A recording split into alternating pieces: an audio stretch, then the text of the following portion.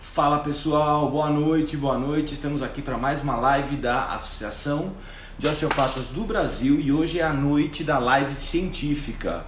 Então hoje a gente vai falar um pouco sobre pesquisas dos nossos associados. Então essa live científica você tem que ficar ligado que a gente vai fazer com uma certa periodicidade. Então a gente vai chamar os associados que tenham boas pesquisas, que tenham pesquisas para mostrar para a gente como é que eles fizeram, quais são as dificuldades. Então acompanhe, hoje vai ser muito interessante. Antes de eu chamar nosso convidado aqui, eu queria passar para vocês alguns recados da associação, tá bom? Então o primeiro recado da associação é o seguinte: a associação está fazendo a tradução da biografia do Steele. Então fiquem ligados que em breve a associação vai lançar a biografia do Steele autografada. Vai lançar a tradução da biografia do Steele. Desculpa, autografada não dá mais. Fica ligado também, se você quiser indicar um associado, se você quiser indicar um especialista da associação, entra no site da associação e lá você vai ter um guia dos especialistas por cidade, o mais próximo possível de que você quiser indicar. Então, se quiser indicar algum profissional, o melhor lugar para indicar um especialista da associação é lá no site lá da associação. E a terceira coisa que eu queria falar para vocês é o seguinte: a gente tem da associação uma parceria com o DioTouch. O DioTouch é um grupo de pesquisas em osteopatia mundial. E esse grupo tem a sede lá na Andrew Terrorist University.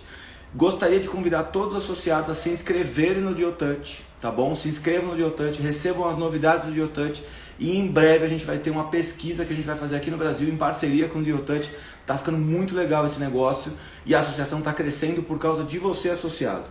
Beleza? Chega de papo, vamos chamar nosso associado agora. Vou apresentar primeiro, eu já vi que ele está por aí. Vou apresentar primeiro. Então, tá aqui, ó. Hoje vai ser o trabalho do Hugo Pazin, tá bom? Depois ele vai falar do trabalho dele com mais propriedade do que eu. Ele é DO em osteopatia pelo CBO, especialista em osteopatia pelo COFITO, mestre em fisioterapia, doutor em ciências da reabilitação, pós-doutor em ciências da reabilitação, professor do CBO e professor da Universidade de Sorocaba. Então vou chamar aqui o nosso convidado de hoje. Opa, apertei o botão errado. Hugo Pazin, onde ele está? Estou procurando. Hugo Pazin. Oi, chamei errado, hein? Quase que foi. Mexeu. Já chamei. Agora a gente está naquela... Fala, meu amigo, tudo bem? Boa noite. Tá me ouvindo direitinho? Boa noite, Léo. Tudo bem, querido? Tudo ótimo.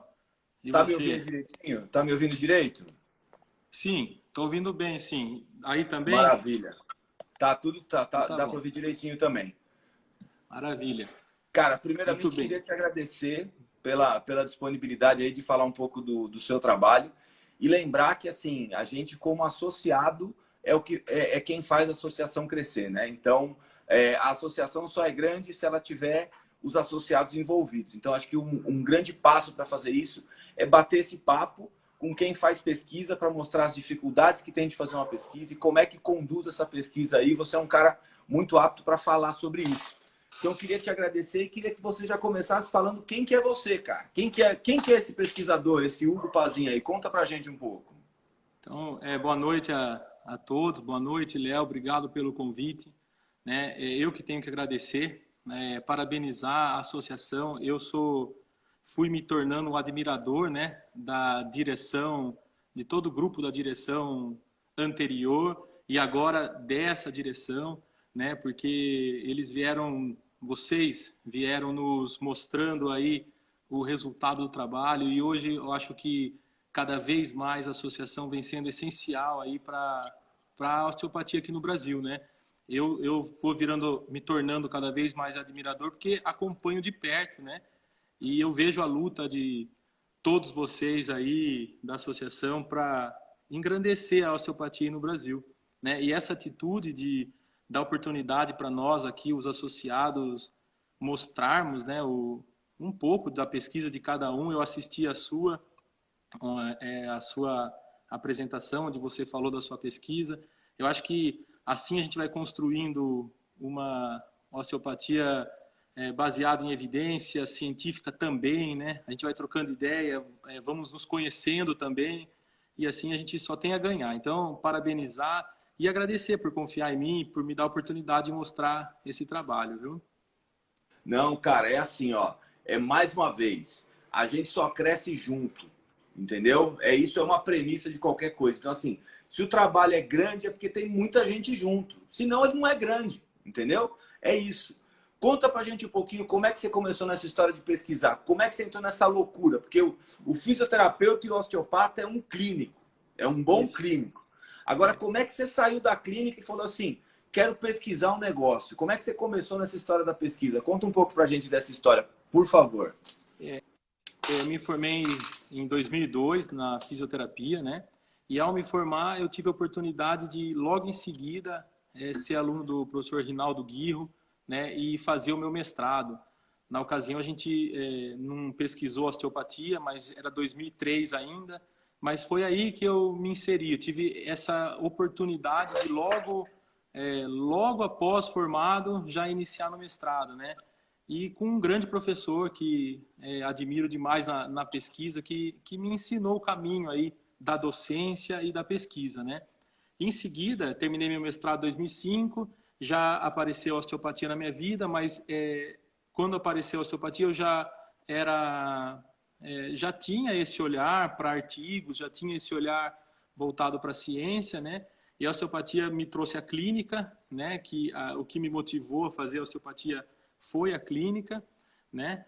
O resultado clínico que eu observava em amigos que já praticavam a osteopatia, e aí as coisas se aliaram, né? A clínica trouxe perguntas para a pesquisa, e aí a motivação de continuar na pesquisa. Eu sou professor universitário, então comecei a dar aula na universidade em 2005, então já são 15 anos na universidade. Então, as pesquisas que a clínica, né? Eu sempre uso esse exemplo que a gente tenta transformar em ciência o que a gente vê no consultório, né? Então, é mais ou menos isso. A gente a gente tem as evidências nossas, né? As evidências fisiológicas, anatômicas, biomecânicas, enfim. E a gente vai construindo, através dessas evidências, as evidências científicas também. Então, eu vejo que a gente precisa caminhar a clínica e a ciência junto, né? E a minha formação, de início já no mestrado, me possibilitou seguir por esse caminho. Então, daí o viés, o olhar para a pesquisa, né? Desde o início lá, pós a formação na fisioterapia. Ah, com certeza. E eu falo que esse meio de campo entre a clínica e a ciência, eu acho que tem que ser gente que nem você para fazer, sabe?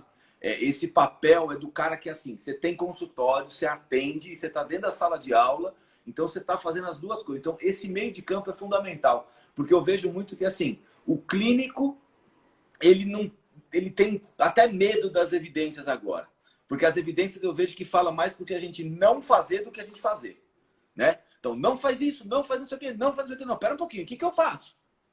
Né? Para onde eu vou? O que eu posso? Então, assim, eu acho que fazer essa linguagem científica ficar palatável para os clínicos é fundamental. E essa live é exatamente para isso. É para tentar traduzir o que você fez lá no seu trabalho e explicar para os nossos associados como é que é isso. E só para avisar, o grupo do Telegram já está o artigo do Hugo lá. Quem quiser o artigo autografado, é só falar com ele.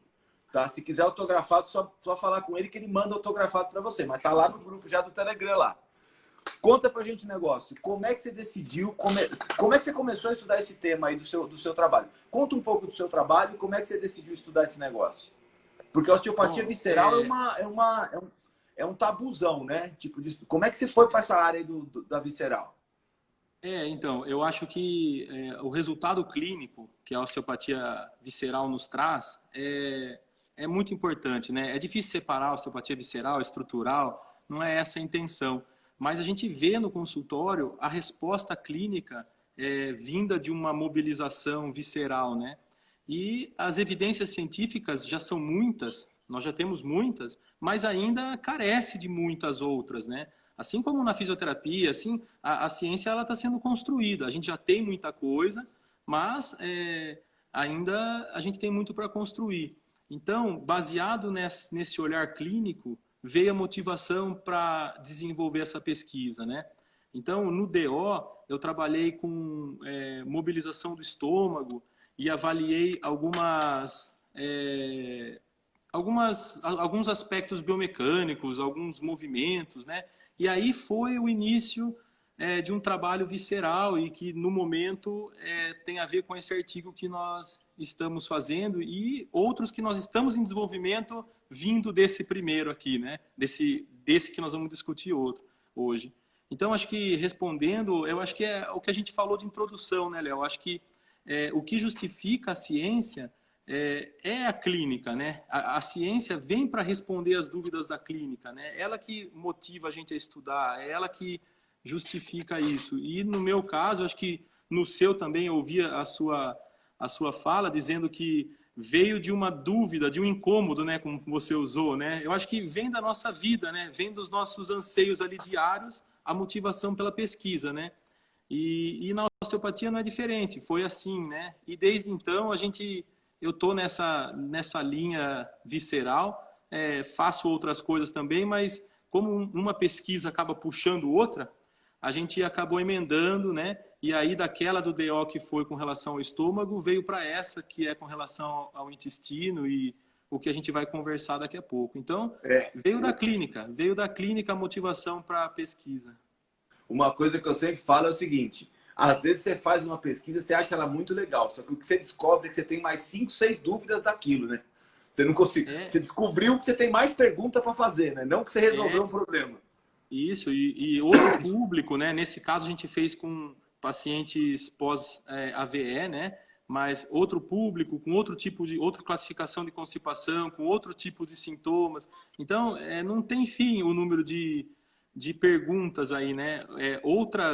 Nós podemos conversar disso depois, outras propostas, porque aqui a gente optou por não tratar a víscera, a gente não tratou os pacientes, né? A gente fez algo que a gente teve que, para a gente atender um critério metodológico que a gente buscou nesse momento, a gente criou um protocolinho, tipo, a gente tratou por 1 minuto algumas regiões, né? Mas isso a gente não é assim que a gente faz na clínica, né? Então, só que aí a gente tem um bom resultado, mas fica com aquela pergunta, e se fosse tratado de verdade, né? E se esses pacientes fossem tratados como a gente trata na clínica? Será que não seria melhor ainda? Como será? Então, uma pesquisa dessa abre tantas outras possibilidades que nos motiva a continuar, né? Com certeza. Deixa eu só... Vou só falar o título do seu paper aqui. Eu queria que você explicasse um pouco depois como que é o desenho do estudo que vocês montaram, porque assim, eu como pesquisador, eu li o estudo e eu posso até te falar, o desenho do estudo está sensacional. Então assim, é um ensaio clínico controlado, randomizado, bonitinho como tem que ser. Então você vai explicar isso pra gente. Mas só vou falar o título, que é Mobilização Visceral na Constipação Funcional em Pacientes pós-AVE. Um ensaio clínico controlado, duplo cego e randomizado. Então conta pra gente como é que foi o seu desenho de estudo, como é que você decidiu, porque assim, e parabéns, está muito bem feito. Obrigado. No doutorado, eu tive a oportunidade de conviver num grupo que trabalhava muito o ensaio clínico. E esse desenho eu tive a oportunidade de praticar junto ao grupo de pesquisa, né? Então, acabou facilitando para a gente replicar isso em outros momentos. Então, nesse caso, é o seguinte, né? Nós tínhamos nós tínhamos um número de pacientes pós-AVE que nos permitia propor um trabalho desse, né? Então, pós um cálculo amostral, a gente viu que com um N de 30, era o suficiente para a gente, considerando como desfecho primário a escala de sintomas intestinais. Então, nosso desfecho primário era avaliar a constipação intestinal. É para isso que a gente propôs esse trabalho. Então, a gente tinha um grupo de pacientes com esse tipo de queixa. É uma queixa muito comum em pacientes pós-AVE. Então, nós tínhamos um N suficiente e nós tínhamos uma queixa e nós tínhamos disponibilidade para realizar aí a proposta, né? Então, nós estávamos estudando mobilização visceral, então unimos aí as possibilidades e propusemos um trabalho nesse formato, né? Então, como é que ele foi feito? nós recrutamos, na verdade foram mais que 30, foram 43 pacientes, baseados em alguns critérios de inclusão, né?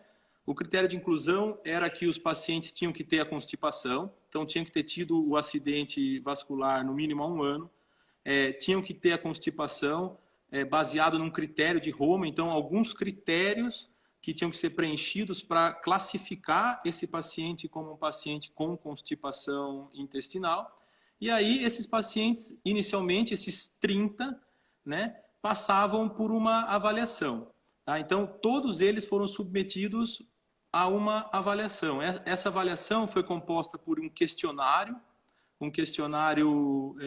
que avaliava as escalas baseado nos sintomas da constipação, né? Então, depois, na hora que falar o resultado, vai ficar mais claro a gente entender o que perguntava, mas era desconforto abdominal, dor ao evacuar, rigidez das fezes, enfim, vários aspectos e pacientes que têm constipação. Um negócio. Essa escala de Roma, vocês mesmos aplicavam? Ou como é que era coletado esse dado? Vocês perguntavam para o paciente, marcavam na escala? Como é que essa escala funciona? Para quem não tá habituado com a escala, como é que ela funciona? Essa escala, ela tem alguns critérios. Então, daqueles critérios que tem lá, são 3 grandes grupos. Então, por exemplo, no primeiro critério, o paciente sente desconforto pelo menos em 25% das vezes que vai evacuar. Então, era um critério que, se ele respondesse sim, a gente marcava positivo.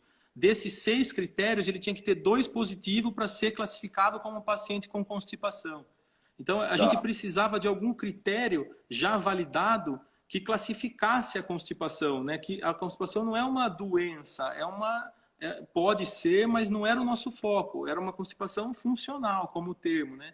E esse foi o critério que a gente utilizou. Então, a gente perguntava para o paciente as características e a gente preenchia ali para ver se o paciente atendia os critérios ou não. É bem fácil o preenchimento dessa escala, né? E mesmo porque a maioria dos pacientes, dos 6 critérios, não davam 2 positivos, davam 6 positivos, né? Sim. Então, não precisava de muitas características para que isso fosse enquadrado, né? E não era o único critério. Esses pacientes todos faziam fisioterapia 2 vezes por semana, então se mantiveram fazendo. Esses pacientes todos tinham que ter uma deambulação independente, né? Porque a gente sabe que a deambulação afeta a constipação. Então, se eu tivesse no mesmo grupo pacientes que deambulam e pacientes que não deambulam, eu ia ter uma amostra muito heterogênea, né? Então, a escolha por pegar apenas pacientes que deambulam é independente, né? Apesar do AVE. Então, por isso que dos 43 acabaram ficando os 30 pacientes. Tá? Deixa eu só falar um negócio. Pessoal, quem está assistindo a live e acha que alguém tem que vir aqui assistir e está sem fazer nada em casa, clica no envelopinho aí embaixo e manda para a pessoa e fala para a pessoa vir assistir aqui a live que está muito legal. Então, você falou um pouco da caracterização da população, certo? E aí, Sim. E a intervenção? O que vocês inventaram de intervenção? Como é que vocês mexeram nesses pacientes? Então, após a seleção dos 30 pacientes, os 30 foram avaliados, né? Então, os 30 passaram pela mesma avaliação, que é a escala de sintomas intestinais, uma avaliação utilizando a baropodometria para a gente avaliar uma estabilometria e...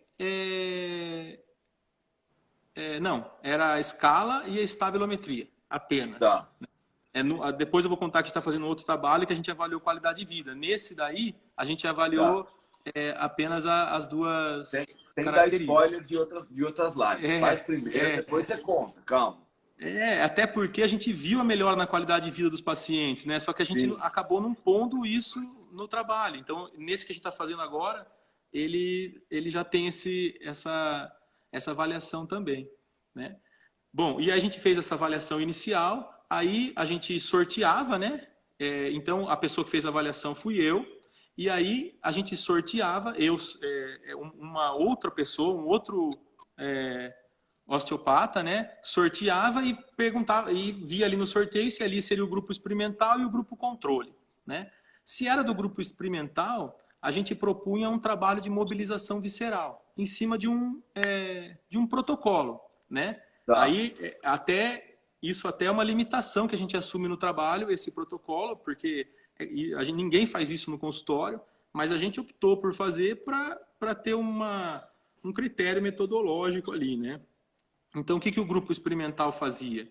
A gente tratava o colo ascendente, o colo transverso, o colo sigmoide, né? Então, num tempo de 1 minuto, então a gente avaliava ali a direção da restrição, tratava no tempo de 1 minuto, então não tratava mais do que isso, tratava de uma técnica direta para o colo ascendente, para o colo descendente e para o sigmoide, e depois fazia uma técnica de inibição para os esfíncteres, tá? 1 minuto em cada esfíncter. Então, o tratamento que a gente chamou de mobilização visceral, né, entre aspas, não demorava 10 minutos, porque era um tratamento ali, era só isso, né? Então, não estou propondo ninguém fazer isso apenas, mas foi uma forma da gente manter um método de intervenção. Na verdade, é tentar adequar a complexidade da osteopatia dentro do método científico. Porque senão às vezes abre muito viés. Não, num paciente eu trabalhei cervical alta, no outro eu mexi não sei o que, no outro eu mexi não sei o que lá, e aí fica muito heterogêneo o tratamento, né? Então você perde muito com isso. Então vocês fizeram um protocolo bem pragmático mesmo, né? Existe essa possibilidade, né, Léo? É uma escolha. O que nós estamos fazendo agora, a gente fez a escolha de tratar as vísceras. A gente não trata a inervação simpática nem parasimpática, também é uma escolha, mas agora a gente está mais livre. A gente avalia e trata de uma forma geral as vísceras, né? Não é tão livre. O próximo a gente pretende fazer tratando os pacientes, avaliando e tratando. Toda escolha metodológica tem ganhos e perdas, né? Exato. E aí a gente tem que escolher, e no caso, nesse momento, a gente escolheu essa. Sim, e assim, o importante é entender que vocês responderam a pergunta que vocês propuseram, certo? Isso. Então, assim, isso é importante da pesquisa. Aí vocês conseguiram responder uma pergunta e descobriram que tem mais outras perguntas para fazer, né? Mas essa pergunta foi respondida. E como é que vocês fizeram o controle? Então, o controle a gente assumiu também outra limitação, porque no controle a gente fez um placebo que a gente colocava o contato manual sem intenção de tratar por 1 minuto sobre os mesmos pontos. Então, a pessoa que fez a intervenção colocava a mão ali, ficava pensando no jogo do Palmeiras, né? E colocava no colo ascendente, no colo descendente, no sigmoide, sobre os esfíncteres, né? É claro que isso é uma limitação, a gente trabalha com osteopatia, sabe da influência desse toque suave sobre o tecido, mas também, como eu disse, foi uma escolha para a gente propor uma intervenção placebo, então foi uma escolha e a gente sabia desde o início que ela poderia ser um viés, mas nossa metodologia... Mas nos trabalhos de visceral em geral, essa é o placebo utilizado, né? Então, assim, vocês também usaram o que estava embasado na literatura. Vocês não inventaram placebo nenhum, né? Vocês usaram o que tinha na literatura, que é o que a gente faz normalmente nos estudos de placebo de visceral, é colocar a mão em cima, deixar um tempinho lá e vamos ver. Olha lá, o Giovanni está perguntando, tinha pressão ou era só colocar a mão na pele? Como é que era a orientação desse placebo? Era só o contato mais leve possível sobre a pele, né? Mas esse contato possível sobre a pele também é uma influência terapêutica, né? Mas não tinha pressão nenhuma, era só um contato sutil na pele. Isso mesmo. Entendi. E deixa eu só perguntar um negócio. Quem estava cego era o paciente, que ele não sabia qual grupo que ele estava, e era você que era o avaliador, é isso? Isso. Os dois estavam cegos, né? O paciente não sabia, porque eram pacientes que não poderiam imaginar, claro, mas não sabiam a que grupo eles pertenciam. Eles sabiam que eles poderiam estar em um dos dois grupos, porque no termo de consentimento isso era avisado, né? Você pode estar no grupo controle ou mas eles não sabiam que grupo eles pertenciam, né? E eu, como avaliador, não sabia também, porque quem tratava não era eu. Então eu apenas assumi o papel de fazer avaliação, recrutamento. Então, tanto o avaliador quanto o cliente não sabiam da intervenção que esse paciente estava recebendo. Até por isso a gente chamou de duplo cego, né? Entendi. Não travou. Tá me ouvindo? Não, tô te ouvindo. A sua imagem deu uma travada. Espera aí que acho que vai voltar. Calma. É que eu vou falar um negócio. Entrou o Paulo Dobruski na live, ficou tão pesada a live depois que o Paulo entrou, entendeu? Que aumentou as pessoas. Aí o Paulo entrou, deu oi pra nós. O negócio vai até travando. Ô, Paulo, calma aí, velho. Tudo bem? Boa noite. Aí, salve Curitiba no frio. Mas, pô, o cara mandou, né? Segura. Entendi. E o terapeuta foi o mesmo terapeuta que fez a intervenção e que fez o placebo, foi isso? Foi o mesmo terapeuta que fez a intervenção e o placebo. Na verdade, isso daí nós treinamos um grupo de 3 pessoas para que pudessem fazer essa intervenção e placebo. Tá. Então eles faziam e eu avaliava. Tá. Eu queria te perguntar um negócio. O tempo de tratamento do tratado e do placebo era igual? O mesmo tempo. 1 minuto. Legal. 1 minuto em cada ponto.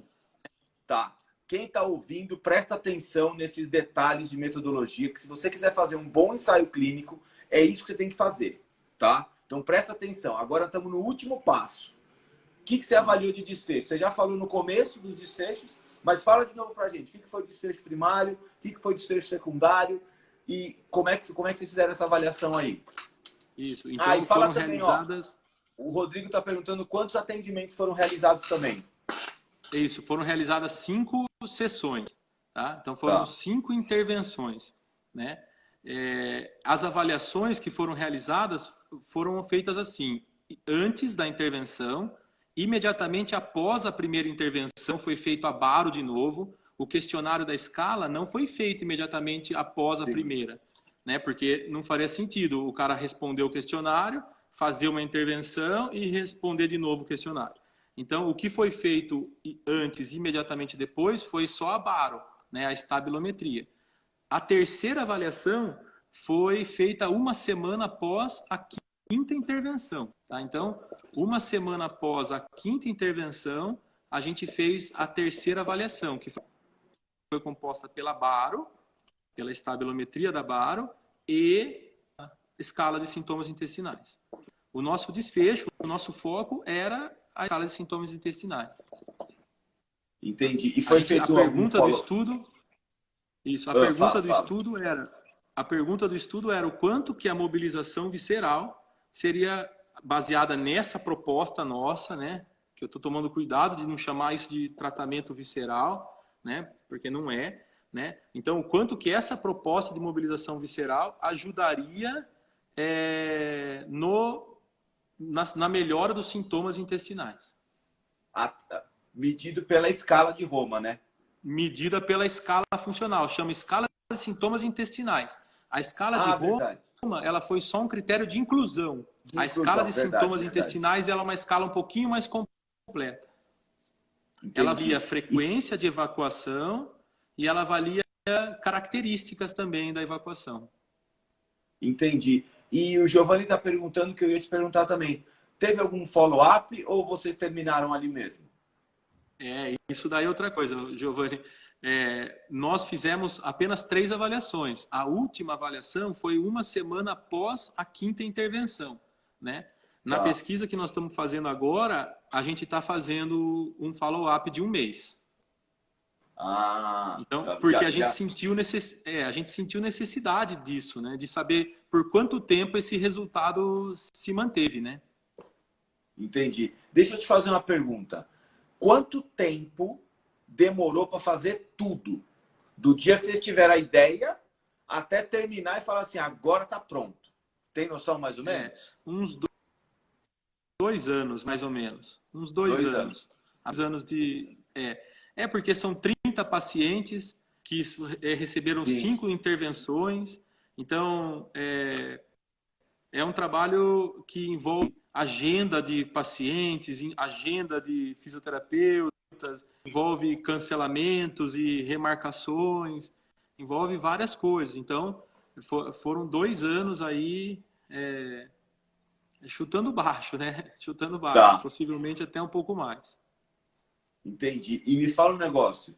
Quais foram as grandes dificuldades de fazer esse negócio todo? Porque assim, Eu costumo falar o seguinte, não existe pesquisa perfeita, existe pesquisa feita. Perfeita é muito difícil, porque a gente aqui no Brasil, sem verba, e, não sei, e vamos na raça. Então, assim, o que você enfrentou de dificuldade que você pode dar uma dica para a gente não cair no mesmo buraco, né? Vamos dizer assim. A dificuldade do ensaio clínico, né, Léo, é trabalhar com voluntários, né? Manter os voluntários assíduos, né? Manter o voluntário no tratamento, né? Isso passa por um convencimento. Eu vejo que o Giovanni está perguntando. Isso passa por um contato telefônico. Isso passa por uma abordagem que explica a importância dele continuar até o fim essa pesquisa para que a gente possa ter um resultado, né? Porque a desistência dele compromete todo o tratamento, né?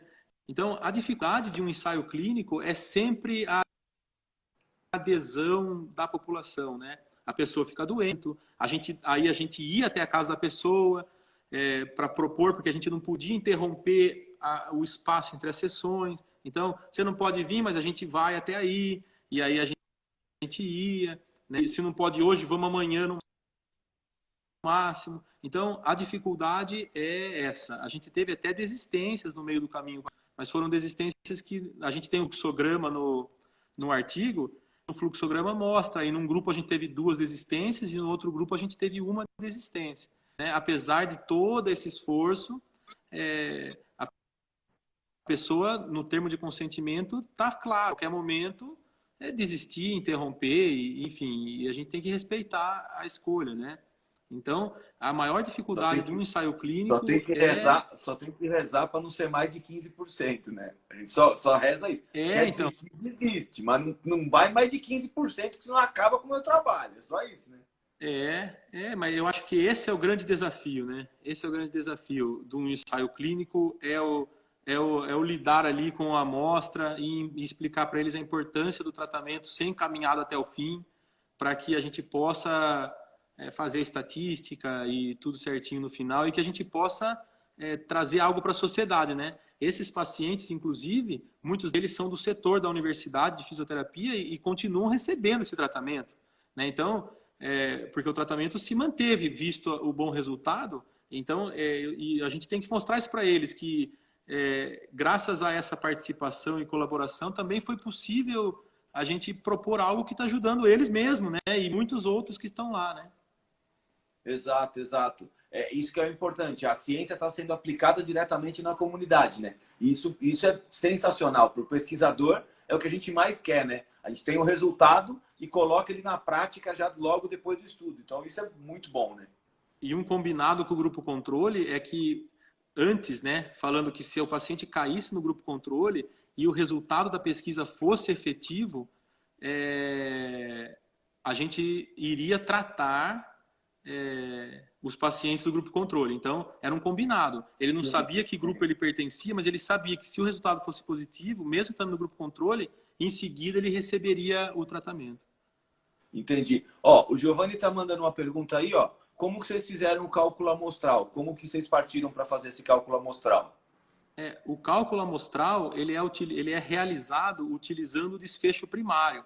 Então, a gente pega uma outra pesquisa que avaliou constipação intestinal, pode ser uma abordagem diferente, pode ser o exercício físico, a massagem abdominal, enfim, mas o desfecho primário tem que ser a constipação intestinal, né? E aí a gente, através do desvio padrão, né, e da amostra utilizada, a gente tem uma fórmula que a gente aplica e mostra para a gente qual é o N indicado para aquela população, tá? Então, no nosso caso, a gente fez baseado na constipação, não fez baseado numa população de pacientes pós-AVE, né? Porque a gente entende que para direcionar o cálculo amostral tem que ser...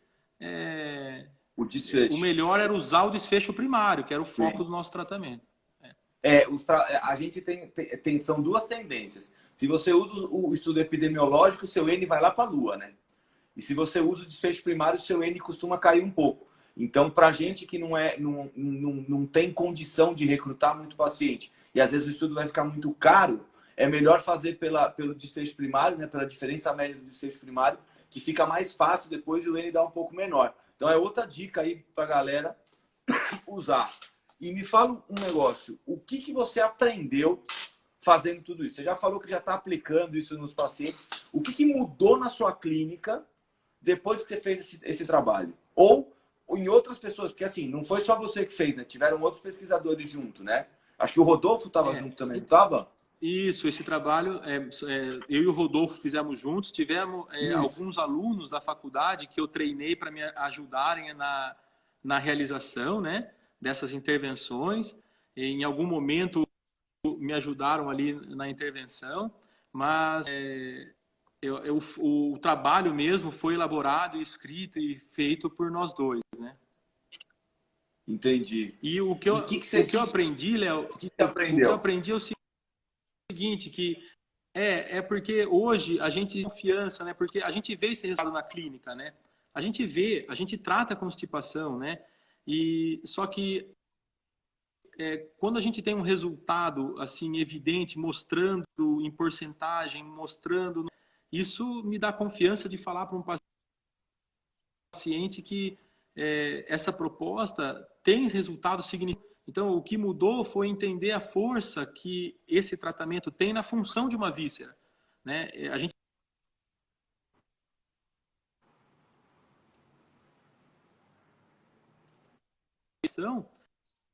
mas eu posso extrapolar isso e entender a força que o tratamento visceral pode ter na função da víscera, né? Nesse caso, melhorou a função da constipação, mas a gente pode extrapolar isso, né? Porque se foi eficiente da forma que foi para o tratamento da constipação, por que não para outras disfunções viscerais, né? Então, isso, eu acho que essa é a importância, né? A gente da osteopatia, a gente se baseia muito pelo resultado, a gente fala de evidência, a evidência científica ela é importantíssima, mas a evidência clínica, a evidência anatômica, biomecânica, tudo isso nos dá o caminho do que fazer na clínica, né? São evidências, a evidência científica é uma delas, mas é importante que ela seja realizada também, né? Que ela exista Sim. também. A evidência científica é importante. Então, acho que esse é o aprendizado. Eu acho que é aquilo que você falou no começo, né? É assim, tentar colocar o resultado clínico, o resultado científico dentro do clínico, né? A gente tem que caminhar com as duas coisas. A gente é osteopata e a gente é clínico, entendeu? Essencialmente. Ó, o Giovanni está perguntando de novo. Giovanni, a próxima pergunta você paga R$10. Você já fez muita pergunta. Mas presta atenção, vamos de novo. Ele quer saber qual que é o questionário de qualidade de vida que vocês estão usando no estudo novo, que vocês estão fazendo. Você já deu o spoiler do novo? Agora a gente quer perguntar do novo. Claro, o estudo novo, nós estamos avaliando pessoas com constipação, mas sem nenhuma outra patologia associada, né? Então, são indivíduos, a gente coloca no trabalho entre saudáveis, né? Esse é o termo, né? Tá. É só para diferenciar que não é pós-AVE. Então, a gente está avaliando de uma maneira mais completa. A gente está avaliando marcha dessa vez, a gente está avaliando o equilíbrio, está avaliando os sintomas intestinais, que é novamente nosso desfecho primário, mas a gente está avaliando qualidade de vida através da SF36. É um questionário de qualidade de vida que a gente... O breve ou o longo? Porque tem o SF33 curto e tem o longo, 36. Né? Ou não? O breve, Ah, o breve. Tá. E me fala uma coisa, você já falou disso, mas eu quero saber... eu acho que o 36 já é o curto, né? O outro é o SF100, não é isso? Eu acho que é isso, Tem uma... Ah, não, eu estou confundindo com o Rucol. Mas acho que eu estou confundindo com o Rucol, que é aquele User Quality of Life, que tem a versão Rucol breve que tem longa. De 100, o Rucol que a versão longa tem 100, é isso aí.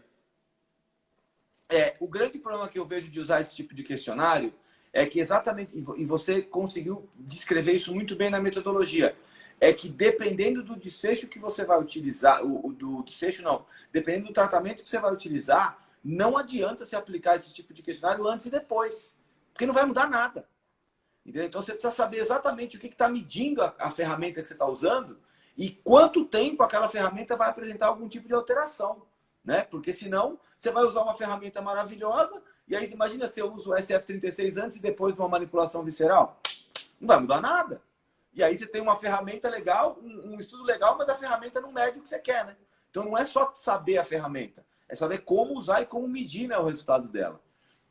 Deixa eu te fazer uma... E nesse momento, a gente está fazendo, nós estamos fazendo 4 avaliações. Uma antes, uma imediatamente após a primeira intervenção, uma semana após a última intervenção e um mês após a última avaliação. Então a gente está fazendo um follow-up de 1 mês. Entendi. Ó, deixa eu te perguntar uma outra coisa. Você já falou disso, mas eu quero saber se tem mais alguma outra coisa. O que você percebeu que modificou, além da qualidade de vida que você falou, você percebeu que modificou alguma outra coisa e você não mediu? Porque a gente sempre tem isso, né? Você falou isso já e acontece isso em todos os estudos que eu já vi. A gente faz o estudo e fala assim, putz, se eu tivesse medido não sei o quê. Então, assim, teve alguma outra coisa que você percebeu uma mudança significativa que você não mediu e que agora você modificou na metodologia dos próximos? Como é que tá isso? Então, a gente colocou a barra meio que numa aventura, sabe assim? Porque o foco era a constipação. E aí colocamos a barra para ver se o tratamento influenciava o equilíbrio desses pacientes, né? E a gente teve uma boa resposta, né? No equilíbrio após uma semana, a gente teve uma melhora significativa para o deslocamento antero-posterior dos pacientes. Então, teve uma melhora significativa se comparado com a primeira avaliação. Os outros, depois de uma semana, voltaram a ser igual, sabe assim? Mas os outros deslocamentos. Mas o deslocamento antero-posterior teve uma mudança significativa. E a gente discutiu pela conectividade facial, pela questão neuronal. E aí, com essa pergunta, né, o quanto isso melhorou a marcha, o quanto isso melhorou o movimento do dia a dia daquela pessoa. Então, até por isso, nesse outro trabalho, a gente está fazendo a avaliação da marcha com o G-Walk, né? É um instrumento de avaliação de marcha. Porque ficou essa dúvida, o quanto realmente a gente está podendo intervir e o quanto isso vai repercutir em uma função específica que não só o equilíbrio. Por exemplo, o quanto isso vai repercutir na marcha do indivíduo, que é uma função que a gente tem condições de avaliar. Mas a gente podia ter avaliado outra função, né? A marcha foi por uma facilidade de instrumento que a gente já tinha, né? Outra coisa que a gente ficou com pergunta, até a gente incluiu, será que essa melhora afeta a qualidade de vida, né? O quanto que a constipação prejudica a qualidade de vida e o quanto essa melhora que a terapia manual, que o tratamento da mobilização foi capaz de fazer, melhora a qualidade de vida. Porque o foco é a qualidade de vida, né? Se essa repercussão, melhorar o equilíbrio, melhorar a marcha, tudo, e o paciente, no fim das contas, não vê isso numa melhor qualidade de vida, então ficam perguntas, né? E aí, por isso até nesse trabalho a gente colocou isso, né? Nesse trabalho atual agora, a gente também está medindo o processo espinhoso através de um algômetro para a gente avaliar o quanto diminui a sensibilidade à dor ali do esclerótomo, né? Em pacientes pela inervação ali de T10 a L2, o quanto que isso melhora, por exemplo, na palpação através de um algômetro, né? Por conta de aferência diminuída após o tratamento. Então, são coisas que apareceram após a gente fazer a pesquisa e que a gente está continuando, né? E novas vão aparecer, mas espero que desse resultado aí tragam novas perguntas e novas respostas, né? Com certeza. Ó, o Vinícius De Castro falou aí, ó, tem o Rucol Bref, o SF36, o Rucol 100, que foi os que a gente comentou. Aí ele falou do SF12, que é o SF... Ah, tá vendo? Ó, o SF12 é o breve do SF36. Então não tava tão louco assim. É que eu não gosto do SF36, vou te contar. Porque eu não tive boas experiências com ele, entendeu? Ele é um instrumento difícil. É difícil de analisar, é difícil de fazer o cálculo depois. É um instrumento bem chato de tratar, mas é bem chato de usar, assim, trabalhoso de usar. Mas a gente escolheu por ser já um instrumento muito usado na pesquisa, né? Então a gente escolheu trabalhar com ele. Eu quando vou para qualidade de vida, eu vou para o Rucol. Eu tenho melhores experiências com o Rucol. O SF36 me traumatizou um pouco. O Giovanni de novo está perguntando qual a importância dessas avaliações no intervalo de determinados procedimentos. Eu acho que foi mais ou menos o que a gente falou, né, de quanto tempo tem algum tipo de modificação com cada tipo de instrumento, né? Giovanni, se a gente não respondeu, pergunta de novo essa aí. Você tem alguma coisa para falar? Não, eu acho que, não sei se é isso que o Giovanni quis perguntar, mas eu acho que a Baro, a gente fez, Giovanni, porque a gente queria ver imediatamente após o tratamento se isso influenciaria o equilíbrio. E influenciou. Se você for ver o resultado, o equilíbrio dos pacientes após a mobilização piorou. E em todas as direções ele piorou significativamente. Então, imediatamente após o tratamento, tipo, estava deitado na maca, tratou, levantou, esperou um minutinho em pé, a hora que fez, ele piorou significativamente.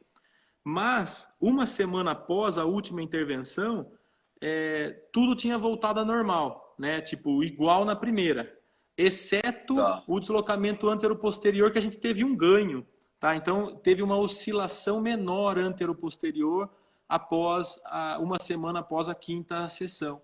Isso nos motivou, poxa, se a gente consegue interferir no equilíbrio através desse protocolinho utilizado, né? É importante para um paciente pós-AVE, o quanto a gente está contribuindo para o tratamento motor, o quanto a gente está colaborando com a função, né? Então, é uma resposta bem interessante, né? Sim, esse tipo de paciente, com falta de equilíbrio, ele não tem marcha. Né? Então para a funcionalidade dele é fundamental. Então, é uma avaliação muito interessante. Fazer essa correlação, né, de mobilização visceral com equilíbrio foi muito, muito bem feito mesmo, de verdade. E daí, Giovanni, não faria sentido a gente aplicar o questionário imediatamente após a primeira intervenção, porque o paciente não teria como responder nada diferente, né? Então, a gente fez a opção para ele responder uma semana após a quinta, porque ele teve um mês aí para avaliar como é que estava a questão da constipação dele para ele responder novamente o questionário, né? Um mês que eu falo desde a primeira intervenção, né? Um mês durante todo o tratamento. Sim. E deixa eu te perguntar, você já falou mais ou menos isso, mas eu queria te perguntar mais uma coisa, que é o seguinte: sugestões de continuidade. E aí, para onde você foi depois disso? Conta direito agora pra gente. Como é que você vai continuar esses estudos aí? Porque esse estudo aí abriu a cabeça para um monte de coisa. E agora, para onde que você está atirando aí? Como é que você está continuando com esse negócio? Então, algumas dúvidas, né, Léo? Igual a gente já comentou. Eu acho que essa melhora do equilíbrio, a gente queria entender, igual você falou, né? Se melhorou o equilíbrio, será que isso interfere numa função do dia a dia? Por exemplo, a marcha, né? Será que esse mesmo ganho funcional é aplicado em pacientes que não têm uma alteração neurológica pós-AVE? Por isso que a gente escolheu dessa vez fazer com indivíduos saudáveis, né? Será que esse ganho de constipação, essa melhora na constipação, reflete de uma melhor qualidade de vida, ou isso é um ganho que é um número que é interessante para a gente, mas isso não reflete em qualidade de vida?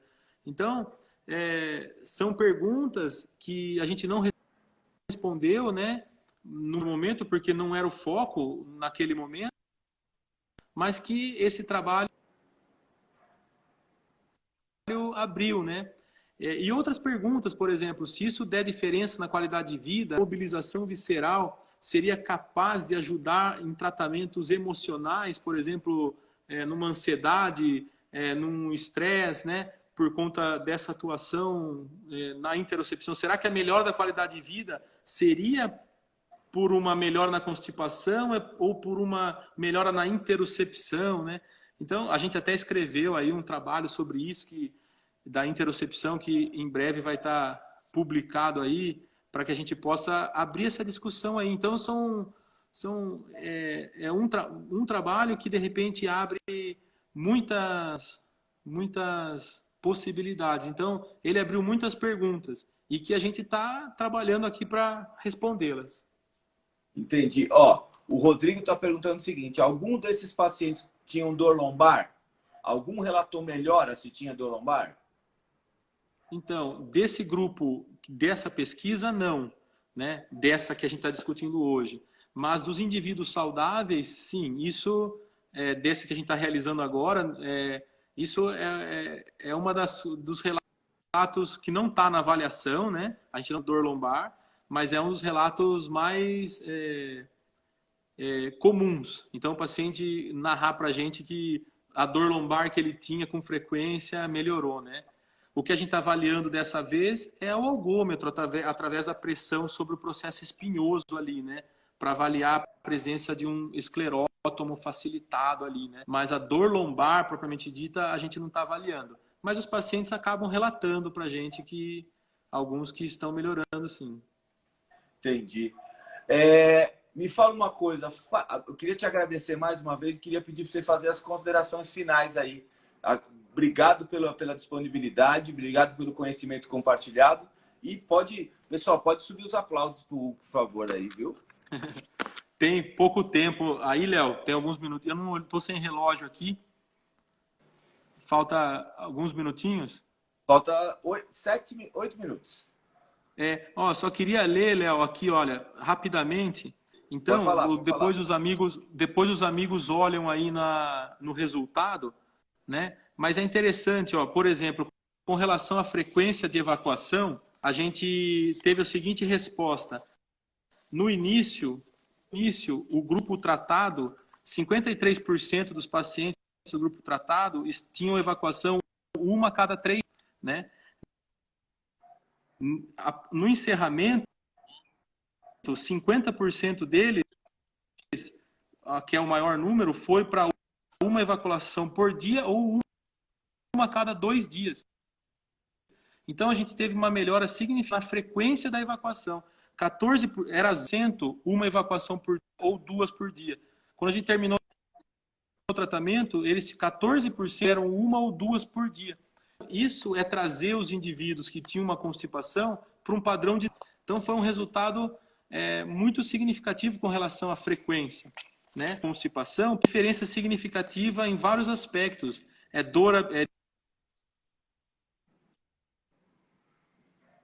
Eliminar gases, sensação de evacuação incompleta, dor anal após a evacuação. São todas questões que diferenças e porcentagens significativas pós essas 5 intervenções. Então, não foi um tratamento visceral, foi um protocolo simplista, até demais, frente ao que a osteopatia propõe, e o resultado melhorou muito uma das queixas que incomodam esse grupo de pacientes, né?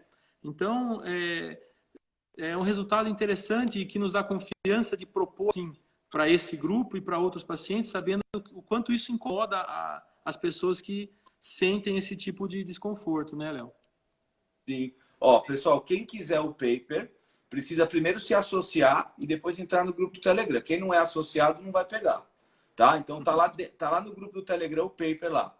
Hugo, obrigado mais uma vez aí pelos parabéns pelo seu trabalho e obrigado por essa hora aí de compartilhar conhecimento com a gente, viu?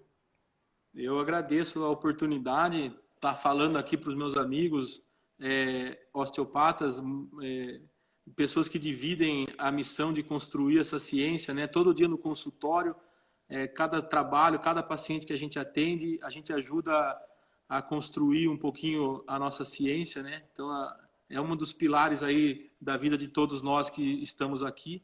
Então, eu fico feliz em poder participar de alguma forma e feliz pela oportunidade que a associação me deu de divulgar aí esse trabalho. Tá, só que é o seguinte, já vai se preparando que depois você vem com a dos outros, viu? Tá bom? Combinado? Depois que publicar os outros, você volta para falar dos outros também, tá bom? Combinado. Então tá bom. Queria te agradecer mais uma vez. Pessoal, a live vai ficar... Boa noite. Valeu. Se cuida aí. Galera, é o seguinte, o trabalho... Valeu. O trabalho vai estar lá, o artigo está lá no grupo do Telegram. E quem quiser alguma informação, pode perguntar diretamente para o Hugo. Entra lá no dele, manda o direct para ele, tá? E pode falar diretamente com ele, pede o trabalho se você quiser, mas quem é associado está lá. De novo, 3 recados que a gente tem nós da associação estamos traduzindo a biografia do Steel, então fique ligado que em breve vai ter a biografia para vocês. Se você precisar de um especialista, entra no site da associação e vê lá. encontre o seu especialista na cidade que você quiser. Já estamos dominando o Brasil todo. E entra no site do Diotouch, coloca no Google lá Diotouch, se cadastre no Diotouch para você receber os informativos, que em breve a gente vai ter um trabalho em parceria com eles que vai ser muito legal. Obrigado a todos vocês e até a próxima. No próximo mês tem uma outra live científica. Fiquem ligados. Obrigado a todos vocês. Um beijo. Tchau.